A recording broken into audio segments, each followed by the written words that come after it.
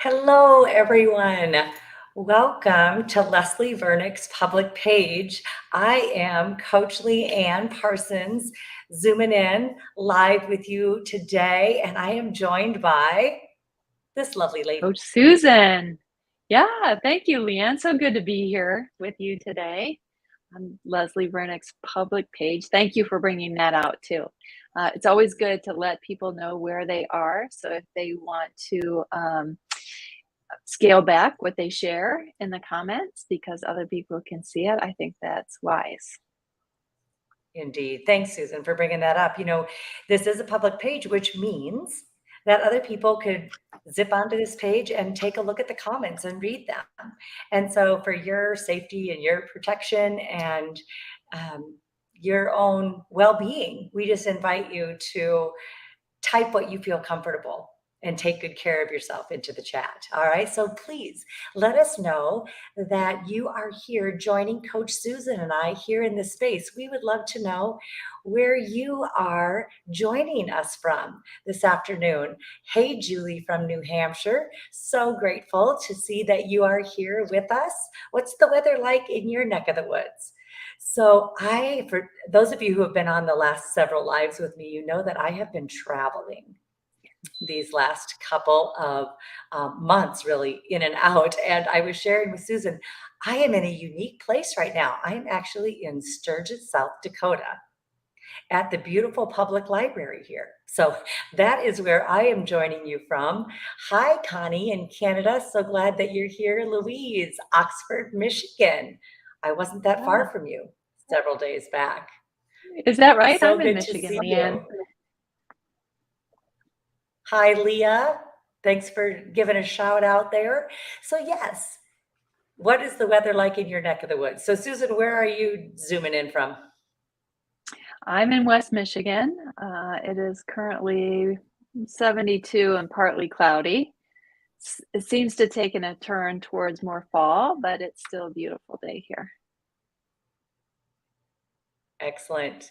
It's beautiful here as well in South Dakota. Hi, Shauna. Hey, good to see you. Another one of my Arizona sisters. So, my home base is in Arizona, in the Phoenix area, and I'm enjoying some travel time. Hi, Vancouver. Hey, Indiana.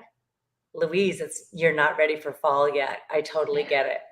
How can we be whole, complete women, even when winter and fall comes and we don't like snow and ice? So, our topic for today, welcome everybody. Our topic for today is how can you grow into a whole person, even if you are still in a destructive marriage or a destructive relationship? Just, oh my goodness, there's a lot there. And we know that we can grow.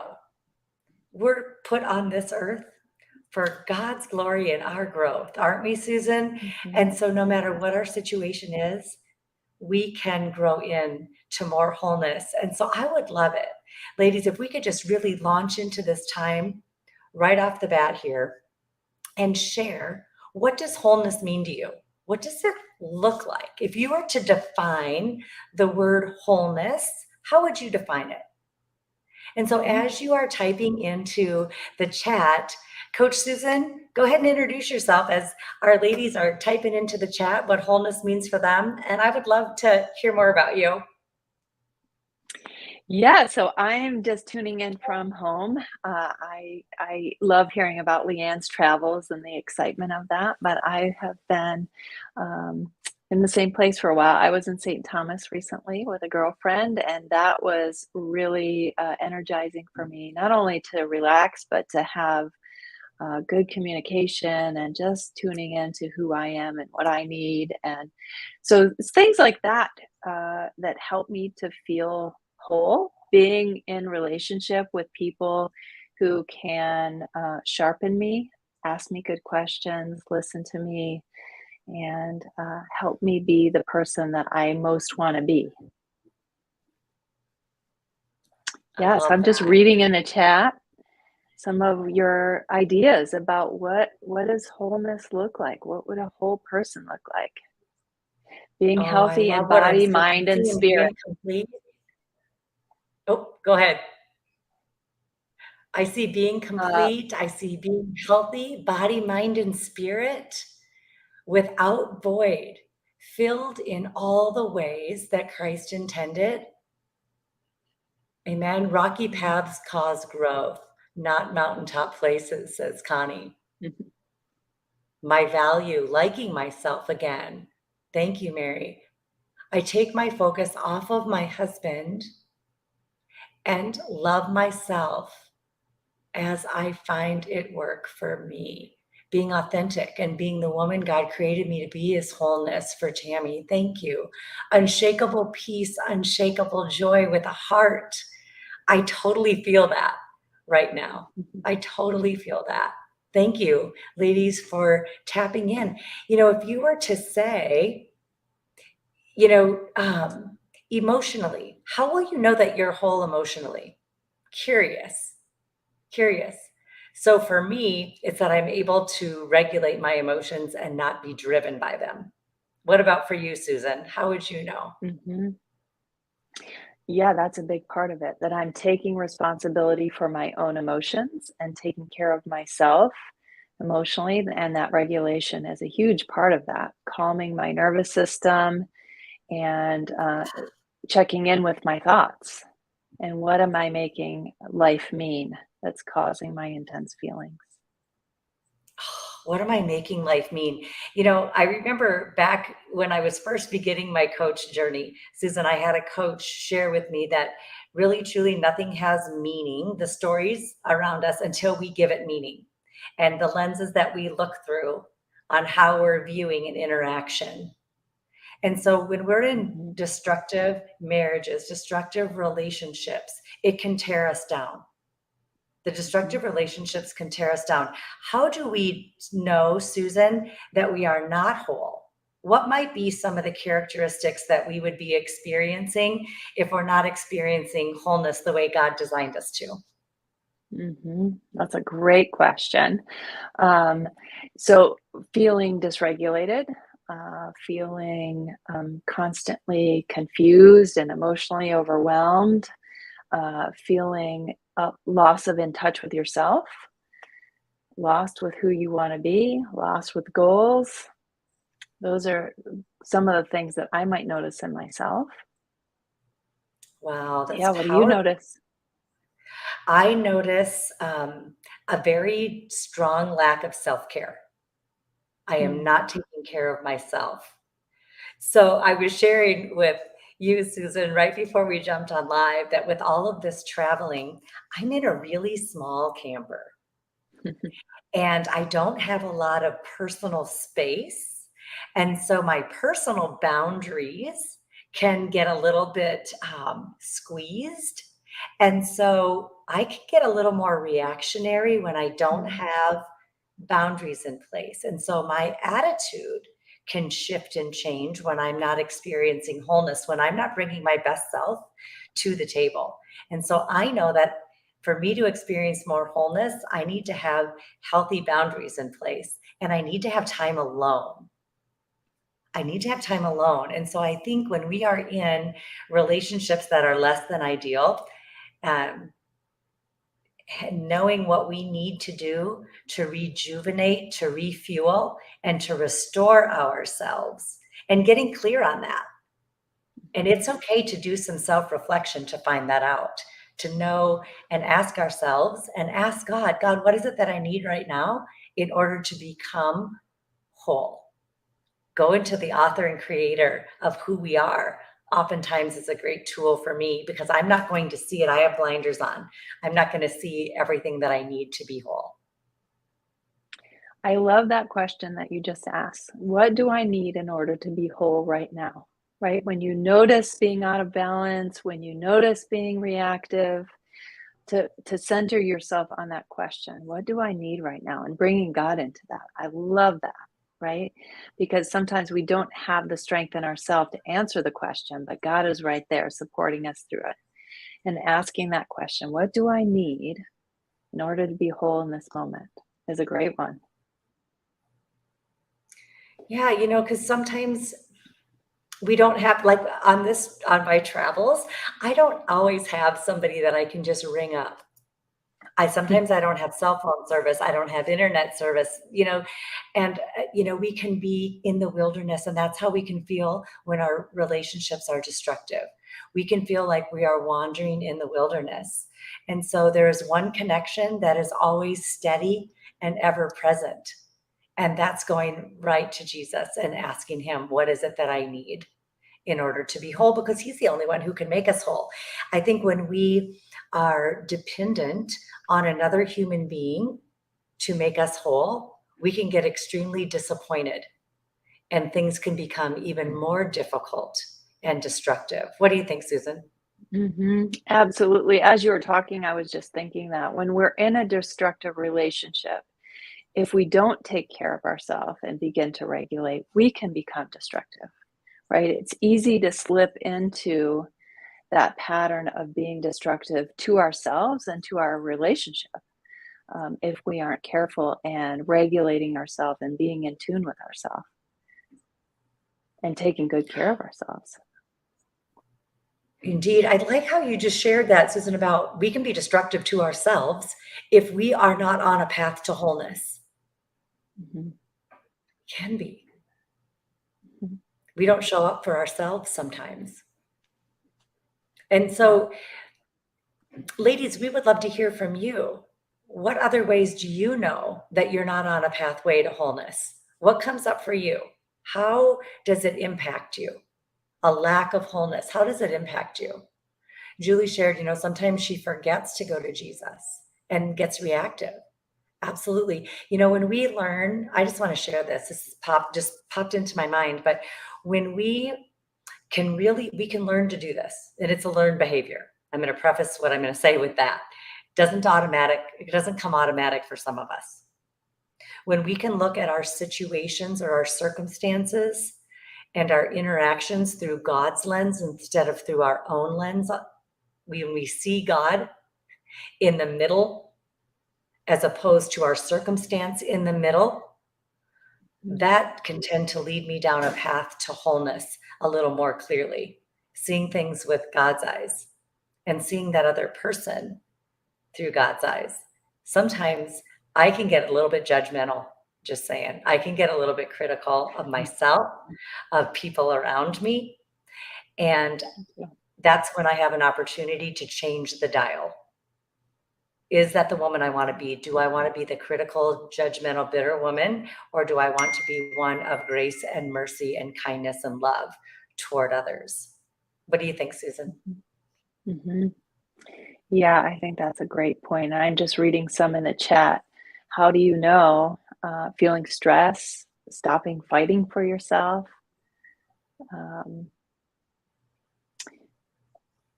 kept my circumstances in the middle and not God, like you were saying, um, LeAnne. Yes, and I think it's so important to uh, zero in on truth.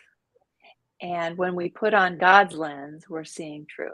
And we can begin to invent our own truth. And that's why God tells us to stay close to Him and keep transforming our minds with the Word, right? Because He wants us to be seeing clearly. Right. So there's a big tip right there. How do we grow into whole person is stay connected to Jesus. He's our lifeline, and we need him. We can't do life without him. And so if you do not know Jesus as your personal Lord and Savior, and you have questions about that, will you please type that into the chat? We would love to have a conversation with you offline, confidential and loving conversation. Because I don't believe, I'm going to go out on a limb here, Susan, and I'm going to say a pretty bold statement. I don't believe that we can grow into a wholeness as a person without Jesus at the center. I don't think it's possible. Mm-hmm. He's the one who grants I'm in wholeness. He agreement. fills in the gaps. Mm-hmm. Yeah. And it's Yeah. easy when we're in destructive relationships to try and fix everything on our own. And sometimes we feel like God's betrayed us. Sometimes we feel like the church has betrayed us in the midst of destructive relationships. And we're just here to say, lean in and get some support to reconnect with God. And one way that you can do that, One way that you can do that, those of you who've been around for a while, you know that we've got an upcoming group coaching opportunity that you can jump into. And it starts here in just a couple of weeks. In fact, we're having a kickoff call today, like in what, 2 hours or something, Susan? We're having Couple a of kickoff hours. call. Yeah.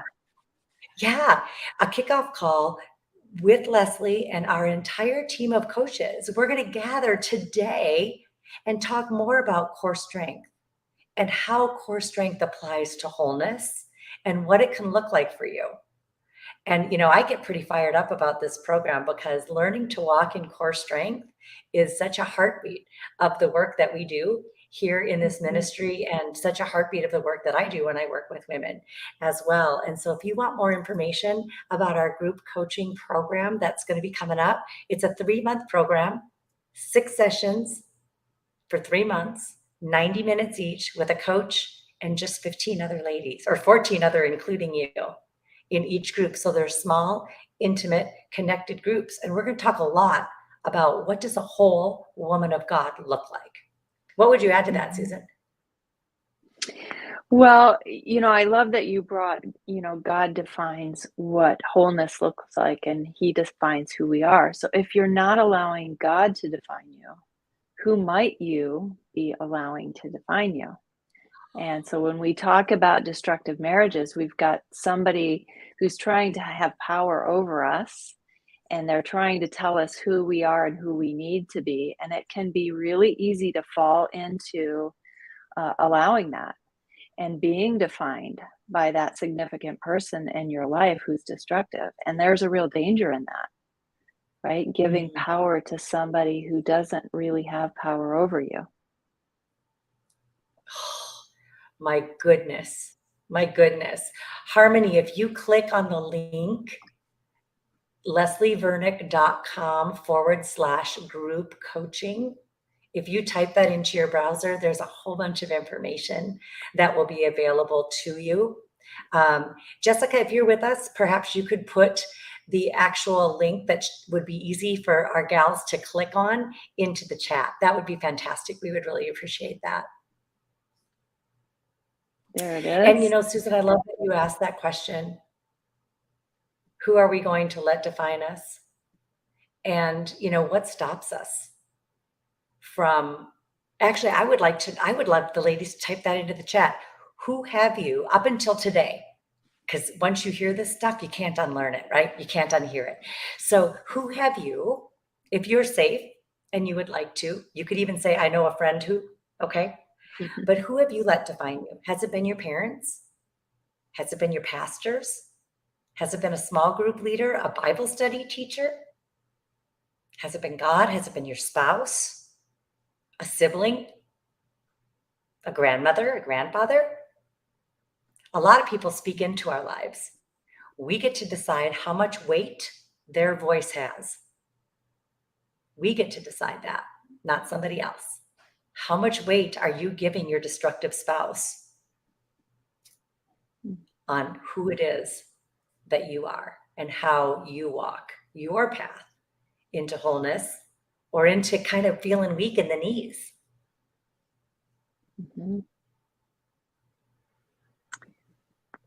Yeah, who are you giving power in your life to define you?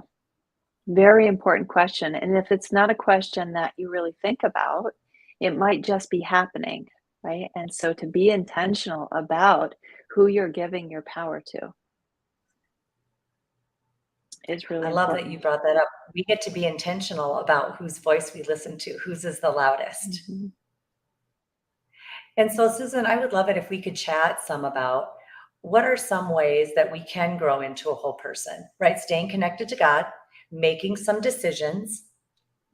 What are some other ways that we can grow into a whole person if we're feeling a little bit less than whole? Well, I love that acronym that Leslie develops, core strength, right? CORE. And I think that really helps to ground me. It's an easy way to think about being committed to truth, being open to wise others, being responsible for myself and respectful of others, being empathetic, but not enabling. That just helps me to center on what wholeness looks like, and helps me walk through a process. So there's a lot in that, right? I said that in a few seconds.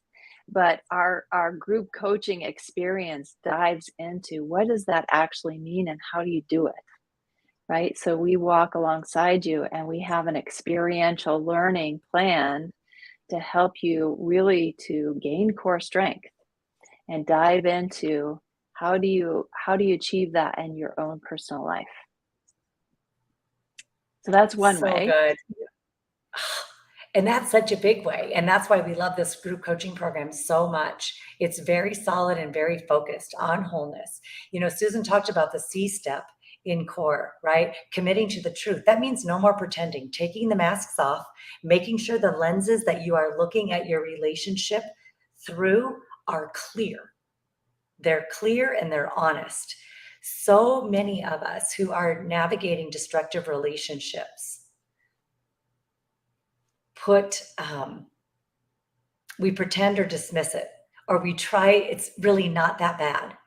As you commit to the truth and peel back the layers, you're going to be able to realize what destruction really looks like.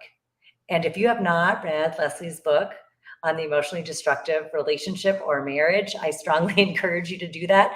There is also an assessment on Leslie's webpage now that you can go take a little quiz to find out, are you in a destructive marriage? If you are, Walking in Core Strength is a wonderful program for you. If you're navigating out of a destructive relationship and you want to grow and get healthier than you were today, you want to be healthier in 3 months' time, then this program is for you as well. And yeah, Carrie Ann, we do lie to ourselves because the pain of the truth is sometimes too much to bear some days. We don't want to own the fact that we are in a destructive relationship. There's shame around that. There can be a lot of things that could hold us back from really just owning that truth, right? And then inviting in that O step of inviting in the Holy Spirit and wise others to help us see what we can't see.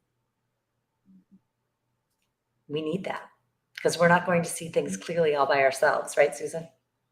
Yes, absolutely. Yeah, and I'm just reading the comments. Somebody's saying, I did everything wrong. Confronting makes it worse, right? When we're confronting someone else, we're trying to address the external that's happening. And so, what we're doing in this group coaching is we're really taking it inside and looking at ourselves and taking responsibility for ourselves. And that's the R step. How do you do the sign language R? What is the sign language R, LeAnne? Yeah. So I do R. it like this. We take responsibility for ourselves, respecting others without dishonoring ourselves. And so it's Love it. interlocked. I love sign language, C, O, right, R and E. And that empathy, the E, the empathy, it's being open. It's being open and compassionate to walk with others as well. And that empathy also, dear ones, applies to you, to be empathic with yourself and not beat ourselves up. No wonder you're struggling, girlfriends. It's hard to navigate a destructive relationship. Somebody needs to hear that in this space right now. It is hard. What you're doing is very challenging and you don't have to walk it alone. We hear that in our groups all the time is I'm so grateful to know that I'm not doing this alone. And some women are like, "Oh my gosh, I thought I was the only one. I thought I was the only one." And then you're not. And when there is so much peace and comfort in knowing that you do not have to walk into wholeness alone, that you can walk into wholeness with a group of women who want to walk into wholeness as well. And we hold each other up and spur each other on. And we are all, coaches who love to coach you into wholeness. That's the work, I often say I help women find their vitamin I. That's one of the things I do. And when I say vitamin I, I'm talking about your core identity in Christ. Your identity. That's wholeness for me, is owning all of who God created me to be, the beauty and the brokenness. The beauty and the brokenness. It's a both and. kind of life. It's a both and kind of wholeness. And being vulnerable enough to say, I don't have it all figured out. That's about taking responsibility for ourselves as well and committing to the truth. What would you add to that, Susan? Yeah. Yeah. So I love that vitamin I. I'm going to start using that, Leanne. But you're talking about your vitamin I is your identity in Christ. And what is that? And taking the time to really settle into a definition of who has Christ defined me as? What are my highest values? What are the character traits that I want to display? And sort of developing a sense of self based on what you know Christ would want you to be, what gifts he's given you, what talents he's given you, and beginning to walk into that, right? So even if you don't possess that character quite yet, is once you define it, you know where you're going, then we can help you to get there, right? We help you walk into the character that you want to have and show up in the world in the way you want to show up instead of just being reactive based on your circumstances. You get to define your identity. But it first takes that receiving your vitamin I, right? To soak that in and figure out what does that mean? Who am I? Oh, Susan, thank you for bringing that up. I wrote down, what are the values and virtues that we want to display? Sometimes we don't even know what's possible because the destructive relationship that we are in has depleted us so much. We don't even know what's possible. And so by spending time with other women, really doing that inner work, true beauty and wholeness starts on the inside. Mhm. Starts on the inside. And so we help you to build that inner strength, that inner core strength, so you can stand up a little straighter. Diana and I talked about on the live the other day, what happens when we sit up a little straighter? What happens when we engage our core strength right here, belly to the backbone? We're not slouching. We're not afraid. We're not playing small anymore. We're walking in the truth of who it is that we are. And so I'd love to hear from our ladies, and I bet you would too, Coach Susan, about if you are your very best self, what is one word that would describe you? If you're your very best self, if you are displaying characteristics, virtues, values of wholeness in you, because we're all a little bit different and unique. Wholeness for me is going to look different than it is for Coach Susan. And you know what? That's beautiful and that's okay. God created us differently. So I would love to hear, what would one virtue or value that you'd really like to walk into when it comes to wholeness? I'd love to see that in the chat. Mhm. God Yeah. does have the answers, Tina. God does have your answers. When you're feeling unheard and dismissed, is it normal to feel protective of yourself? Yes, it is. It's super common. And self-protection, God gave you some hormones and beautiful parts of your brain that are designed for self-protection. Then what we get to look at is, how is my self-protection keeping me from being whole? And that's something that we help you figure out in our Walking Core Strength group as well. I see joyful, authentic, no fear, walking in love and truth, wise, compassionate. Love that. What else are you noticing, Susan? Self-awareness, calm, no fear, confidence. Mm, amen. Amen. Yeah. I think I'm going to throw this out there, and if you've been around for a while, you've heard me share this. But I think one thing, fear has a purpose. Sometimes we need to have a healthy fear when we're committing to truth, because maybe you're not safe. And so I just want to say that wholeness is physical, it's emotional, it's spiritual, it's mental, it's environmental, and it's social. It is all of those things. Wholeness isn't just one compartment, it's the completeness of who you are.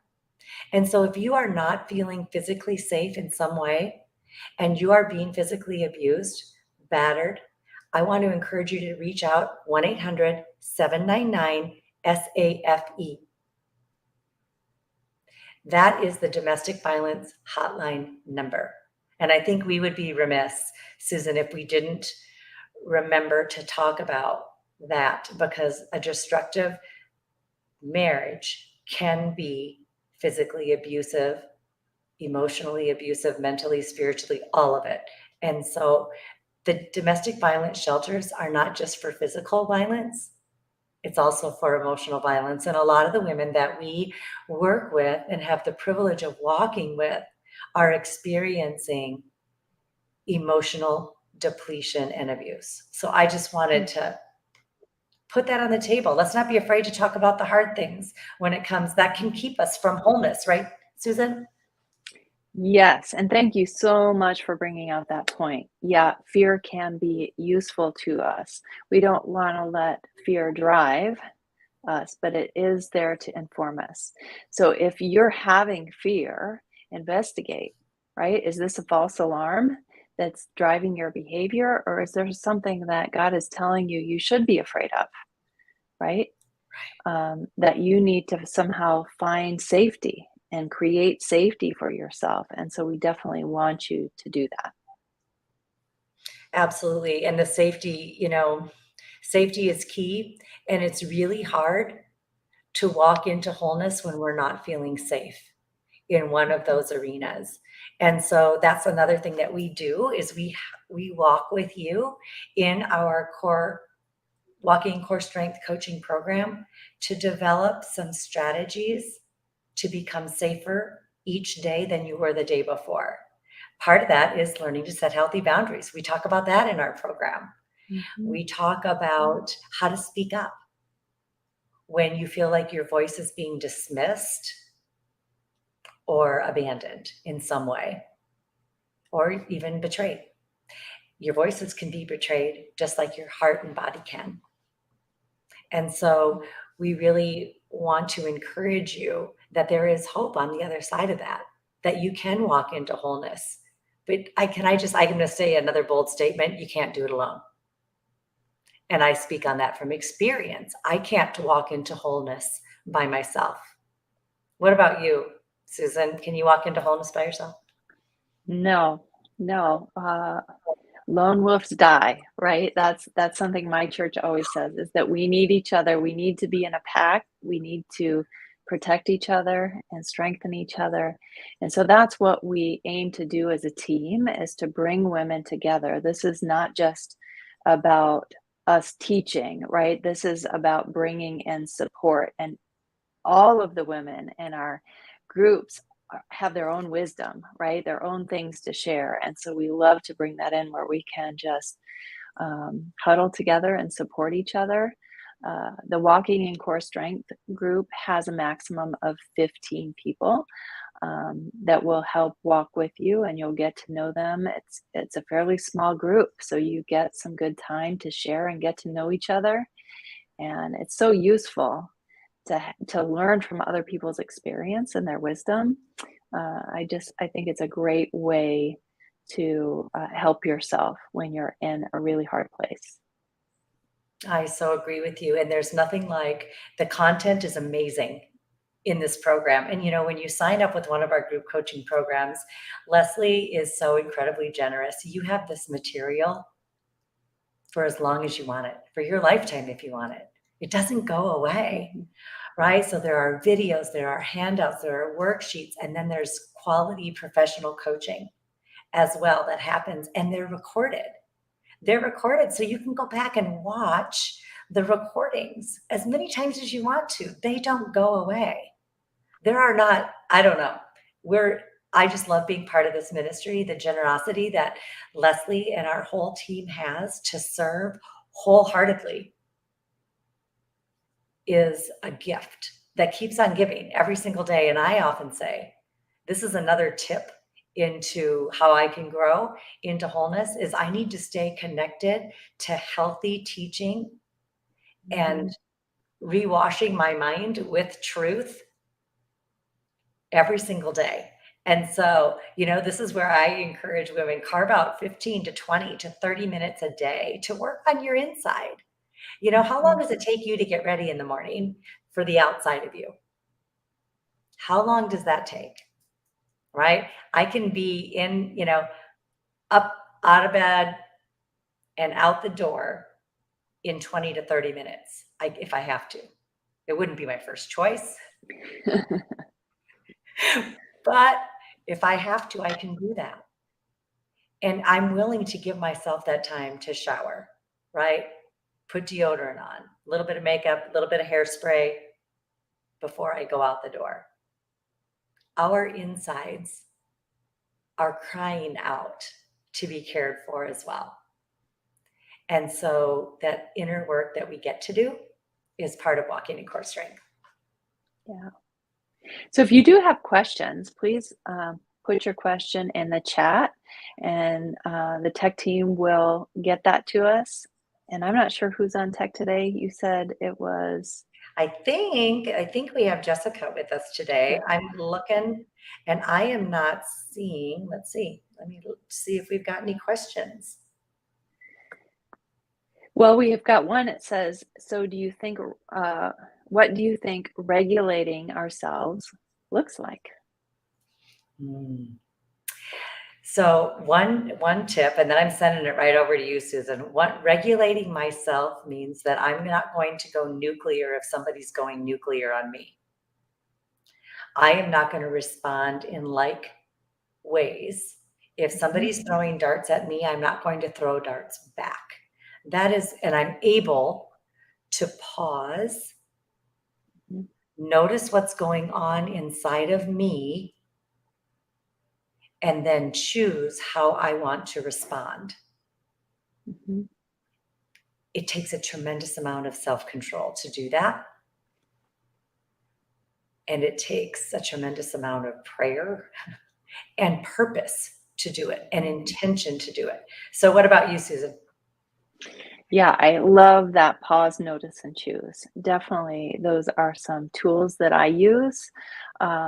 Also, just so when you're pausing and noticing, being able to recognize what are you feeling, and what level of intensity is that at, right? I'm feeling angry, and I'm feeling angry at a 10. That means I need some time for myself. I need to take some deep breaths. So that's something else I practice. So these are some practical tools, is to calm your nervous system and tell your brain, I'm not in danger, I'm okay. And to watch that level of emotion dissipate so that your prefrontal cortex can actually start kicking in and making a choice, right? So what happens when you're emotionally dysregulated is your thinking part of your brain is not even activated yet, right? You're just being reactive based on emotion. So calming your body and letting that feeling dissipate a little bit before you make a choice and how you want to intentionally respond is a great tool. I'm saying that in a short amount of time. And it, like LeAnne said, it is a practice. It's something that you have to really be intentional about teaching yourself, training yourself to do over time. Susan, I love that you talked about training. It's not just trying. This is training. We're training in wholeness. This is a lifetime event. And, I would love it if we could I want to show you one thing that I do as well. Susan talked about that prefrontal cortex and what can happen many times under stress when we are not regulated. We hold our breath and we breathe really shallow. And we don't even know that we're doing it. And all of a sudden we have foggy thinking and we don't know why. All of a sudden our shoulders are up at our ears because we're so tense, right? And so that wiggle for a minute, right? Feel the seat underneath you. Feel the seat underneath you. Can you feel the chair underneath you? And that's something that I do as well. You know what else I do? If I'm not, if my feet will be comfortable, is I'll kick my shoes off. I'll kick my shoes off and I'll ground to the earth below me. I get outside. And that's what I've done a lot. That keeps me sane when I can be outside. And breathing in some fresh air, seeing something beautiful around me helps me to ground. And here's one other tip. This is something else that I do. I twist. Oh my word, my back just popped. I don't know if y'all heard that, but it was really loud. but I twist. And so when I twist, it provides oxygen for my spine and it helps me get unstuck. Sometimes my brain gets so stuck that my body needs to move and activate so I can take one baby step into a healthier space. Yeah.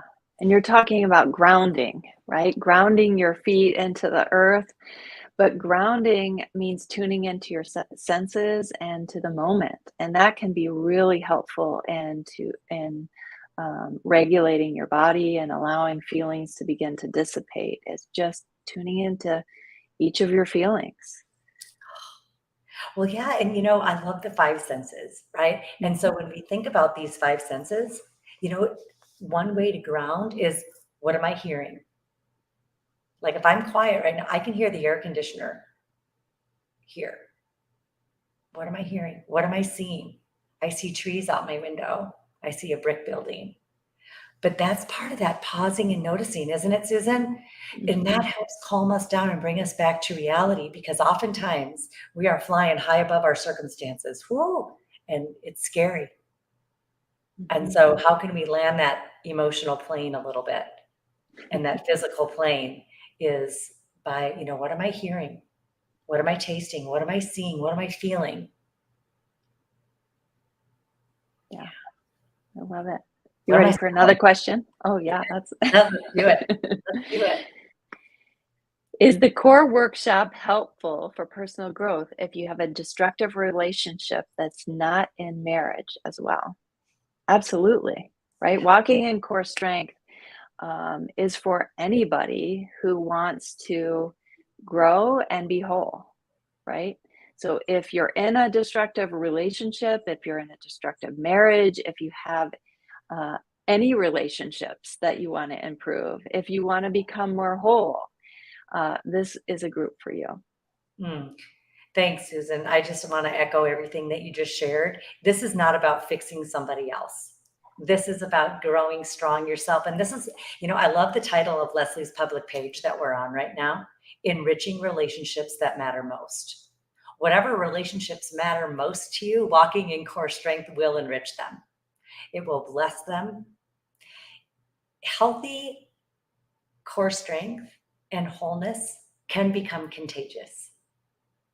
It can become contagious. It's no guarantee somebody else is going to want healthy and whole. In fact, sometimes when you get healthy and whole, other people who are unhealthy and destructive don't like it.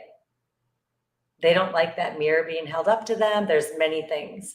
And so you want support no matter what the relationship is by walking into this. Thank you for your question. I really appreciate that.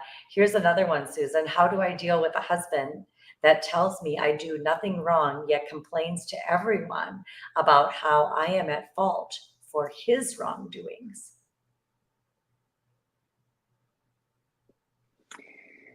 Well, I think focusing on, what is your problem with that, right? What are you noticing in the relationship? And maybe addressing it truthfully. If you've heard some things, bringing it to his attention and having an honest, productive, assertive, respectful conversation about what's going on. I always say start there, right?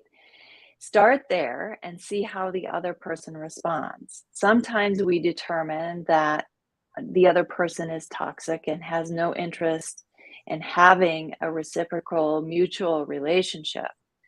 But if we don't know that yet, start with healthy communication on your part. So start with being strong and focusing on what's true.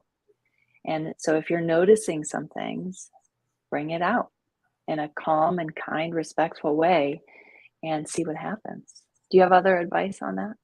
Oh, I think that was beautifully said. Susan, that's the C step. Commit to the truth. See the truth first. And so this is something else I would really encourage you to do, is write down the truths that you know so you can remind yourself, because it's going to get hard sometimes. And so get really clear on what it is you are seeing and experiencing. How is this impacting you? The choices that he's making, the complaints that he's making. How is that impacting you? And there's another thing that we get to learn to do, and that is be more direct in what it is that we are saying. We can tend to be people pleasers. We can tend to be a little wishy-washy. Okay, I can tend to be a little wishy-washy sometimes when I'm having a hard conversation. And I truly believe that being direct doesn't need to be destructive. Okay? Being clear can be kind. And I actually think the more clear we are, the more kind we are. And even if it's a little hard to say, it doesn't need to be harsh. We can learn to do it well. And that's something that we help you with in Walking in Core Strength, is to come up with some scripts, some things and tools and strategies where you can be a little bit more assertive without being aggressive. Because it's really easy when we've been wronged to get aggressive.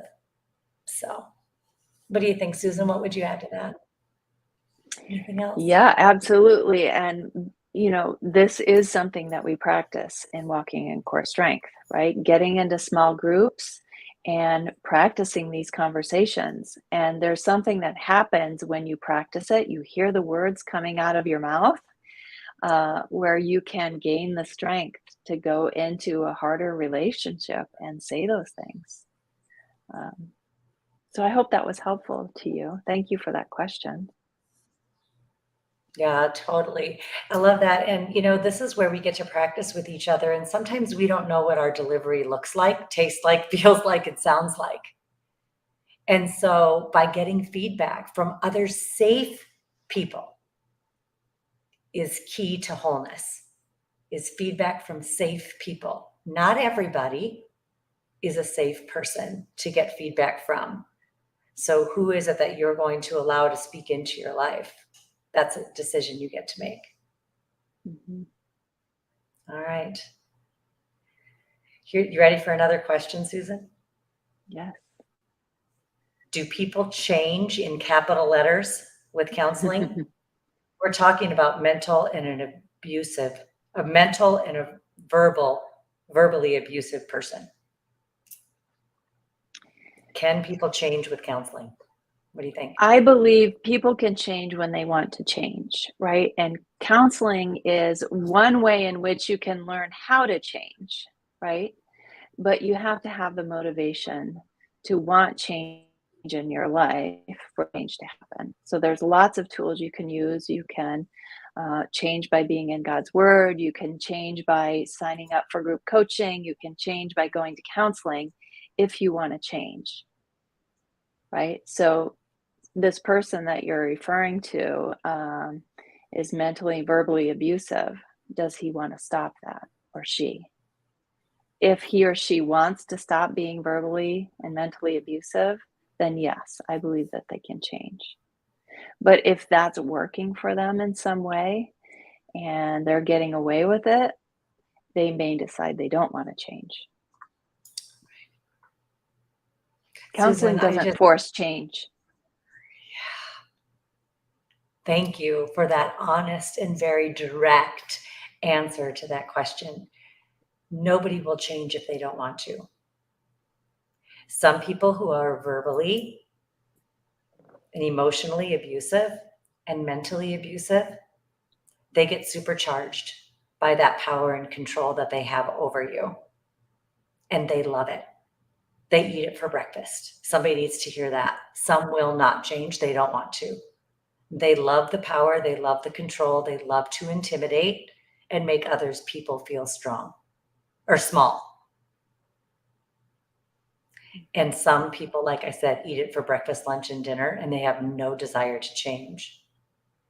One way that you're going to find out is to get stronger yourself and see if they are willing to have a mutual, reciprocal relationship in which each one of you are free to be who God created you to be.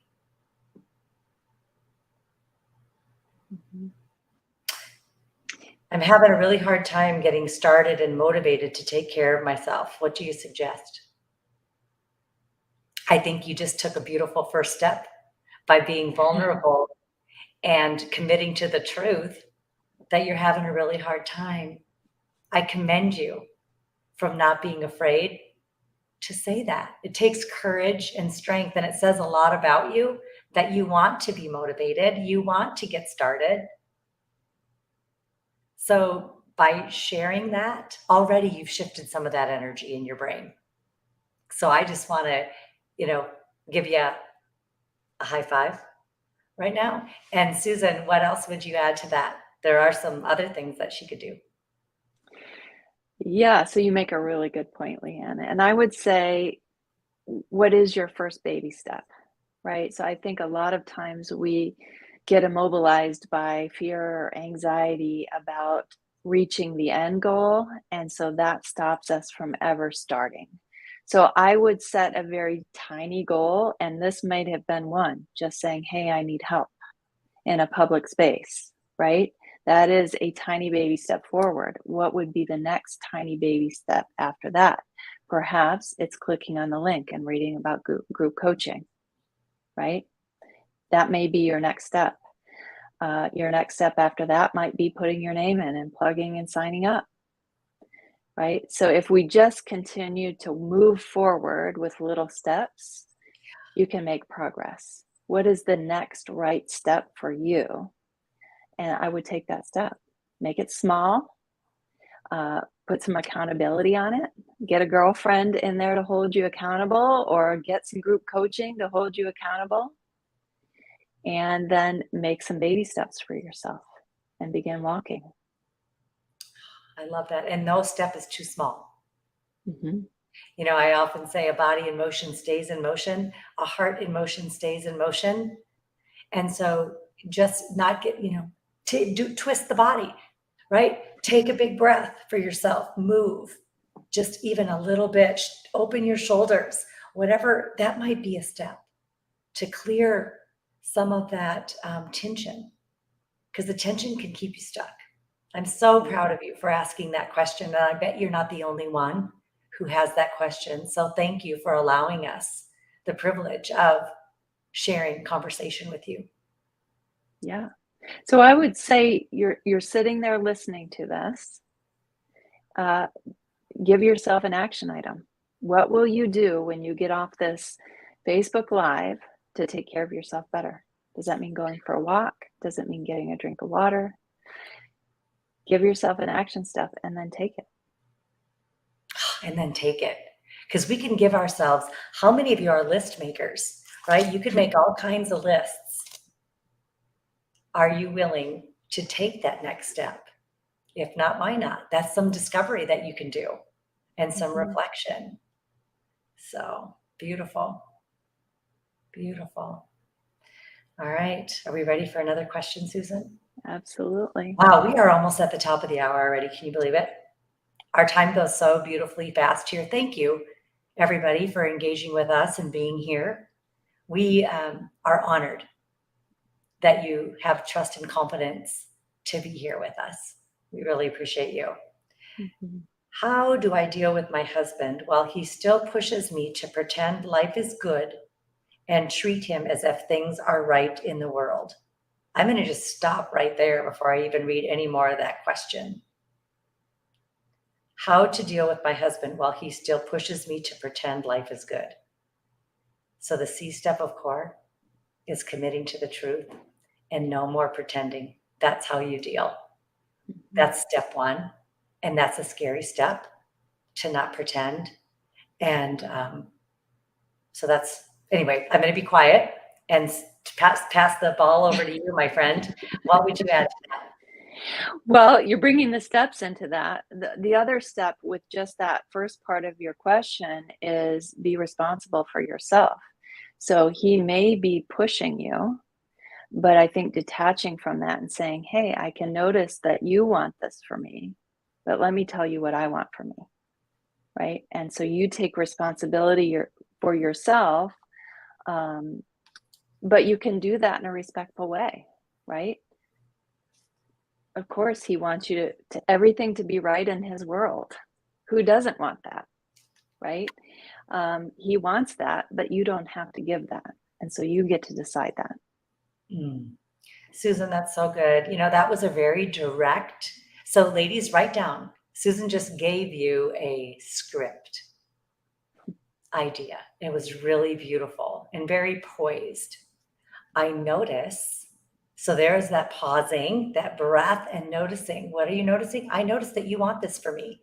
And I want what for myself? And so thank you, Susan, for that. That was just brilliant and beautiful. Really appreciate a real tangible idea there. She also goes on to say, while I also don't feel able to bring up everything he does that's manipulative and guilty. Oh yeah, absolutely. I mean, how exhausting would it be if he did that with you? Any situation. We get to choose what matters most. Somebody needs to hear that. I'm leaning in. What matters most right now for your safety and for your well-being and for your wholeness? What matters most right now? Pick the thing that matters most, reflect and journal on that, and then establish what your next right step will be based on what matters most now. Mm-hmm. Yeah, and then the other part of that I would be wondering is, do you need to bring it up, right? Do you need to bring it up in order to protect yourself? So he may be manipulating and trying to make you feel guilty, but does he get to? You get to decide that. And you get to decide that without ever mentioning it to him. Mm.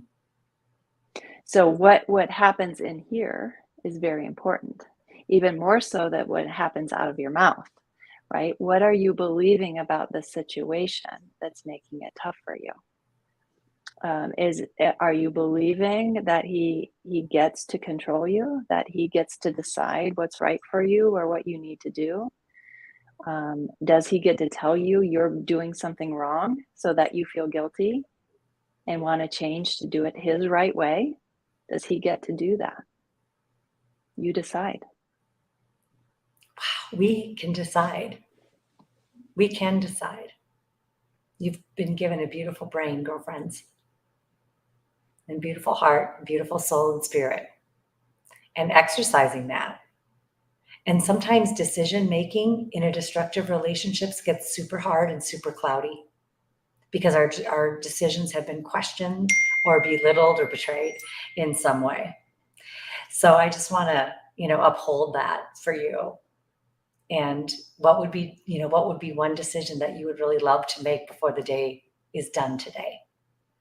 And I love, Susan, that you brought up, it starts up here, with our thoughts. God's word tells us to take every thought captive for lots of reasons.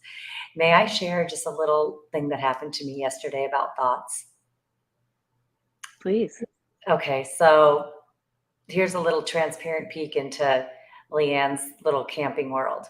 So we were traveling down the road and I was needing to use the restroom.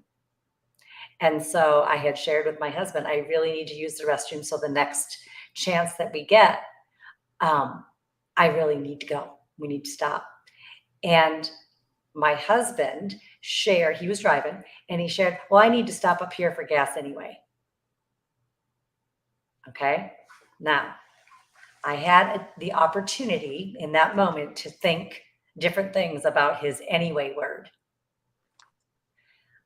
I will confess, stress of the road, and I had to go to the bathroom, so my physical body was not at its best, okay? I said, so is what you're saying that the reason that you're going to be stopping is because we need gas and not because I have to go to the bathroom? That was the thought I had in my head. And that came out my mouth. Now, if I would have paused and noticed and chosen a little bit differently, my thought could be, wow, we get to do two things at once. Isn't this great? And I could have said that instead. But I didn't, girlfriends. I didn't. I need walking in core strength. But that, this is where those thoughts that we have about our situation and the meaning that we're making around some of the interactions that we have, So anyway, there's just a little peek into my camping life. Mm-hmm. But like Thanks you for said listening. before, I guess I needed to this confess that. this is about training, right? And we're not going to ever be perfect. And it's that you've reflected on this now and you've seen that, and you're going to be stronger moving forward. We are never going to be perfect. We live in human bodies, right? And so you're being compassionate about yourself. We're laughing about it here now, but you're also holding yourself accountable to what you're thinking about. I love that. Thank you for sharing that and being vulnerable with us. Well, you're welcome. And our thoughts can be snarky or they can be spirit-led. The choice is ours. Mm-hmm. But boy, does it take a lot of work to take our thoughts captive. Takes Sure a lot does. of work. Yeah. Yeah. Susan, it's the top of the hour. How are you doing? I'm doing okay. Do you need to run? I know we have our kickoff call coming up. We have at 2 o'clock Eastern, we have our kickoff call. So if you're at all interested in joining that, there's still time. Go sign up for a walking and core strength class. Am I right? And you can be part of this, even recorded, if you can't make 2 o'clock Eastern, right? Excellent. And I would just love to share that there are classes there's group coaching in the morning, in the afternoon, in the evenings, midday. There are a lot of different options for class times. And so choose the one that fits your schedule best because you want to be there live as much as possible. They are recorded, but just like this live, this interaction and the juice that we give and receive from one another, that happens in our groups too. So you want to be live if at all possible during our time. All right, Susan, I think you've frozen. Oh, there you go. You're back. Good. Do you So have I time think for these 2 other questions, or do we need to move yeah, on let's, for the second? I'm good for about another 5 minutes. Okay. So let me just read this one out. More importantly, how does a good person keep from getting bitter while living with or under a destructive marriage?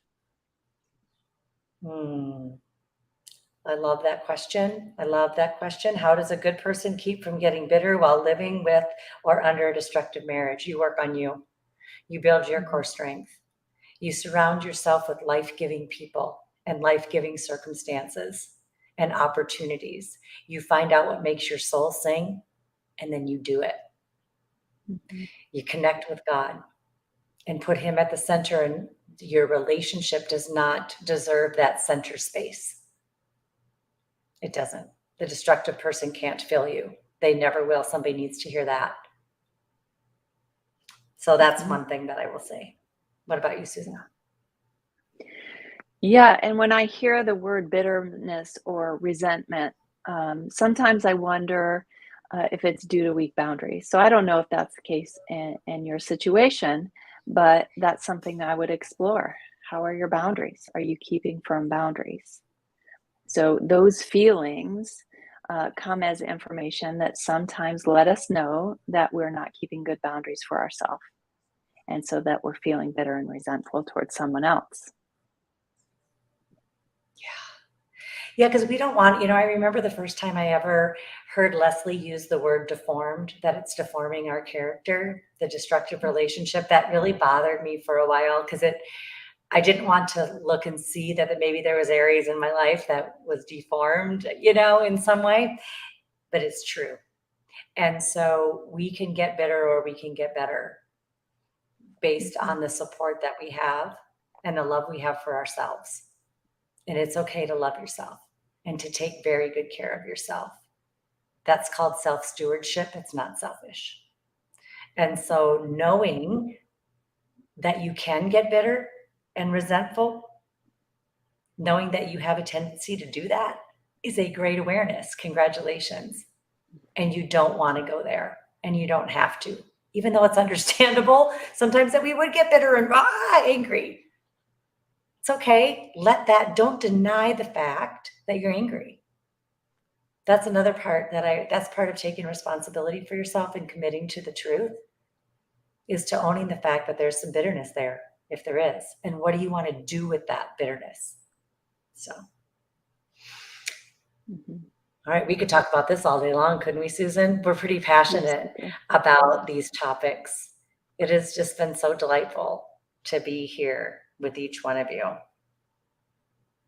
Oh, here's the other part of that. Another question, Susan, is can people change without counseling or accountability whatsoever? Can they do it? You know, can they? Yes. Does it happen often? No, right? God can put you on a road to Damascus, or he can take the scales off of your eyes. But does he often do that? He often gives us a choice whether we want to be whole and healthy. And he comes alongside us and brings people in our lives to help that happen, oftentimes without just zapping it into being, right? So I believe as human beings, we need other people in our lives. You know, can that be, you know, good friends? Sure, right?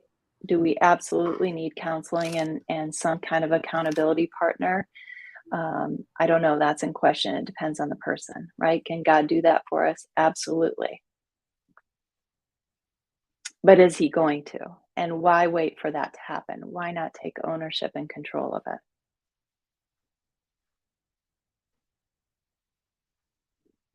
And I don't know if LeAnne is still here. Maybe you could just tell me. She's frozen on my end. I'm going to bring her back in. You're back. Okay. Hey, I'm not sure what happened, but I'm glad you're back. here I am. But we are just finishing up. Did you have something you wanted to say about that last question? You know, I just, again, nobody's going to change or shift if they don't want to. I don't believe that we can change or shift alone. I do believe that we do it best in community and collaborating with others and getting input and feedback because we don't see ourselves clearly. I do want to share that you can step into wholeness. You can. And you can continue to grow even if you are in a destructive relationship. The destructive relationship does not need to prevent you from growing, learning, and getting whole. That's a great place for us to end today. Thank you for saying that. You're welcome. We can reclaim it. We can reclaim it. Yeah. All right. Thank you all for being here. We've still got on the ticker, if you look below, leslievernick.com/group coaching. If you're all interested, check that out and read about it. We would love to see you in one of our groups. There's still time to join. Indeed. We hope to see you on the kickoff call here in just a little bit. So save your seat, reserve your seat at the table. We would love to get to know you and to coach with you. Yeah. And we will see. You, We've LeAnne. got some lives coming up next week too. So we hope to see you here. If group coaching isn't for you right now, that's okay. Please join us for our lives. We so appreciate learning and growing with each one of you. Yeah. All right. See you soon, LeAnne. Thanks everybody for being here. Have a great weekend. Susan, it was a delight to work with you as always. I so appreciate our team. So appreciate working with you. Have a beautiful day, everyone.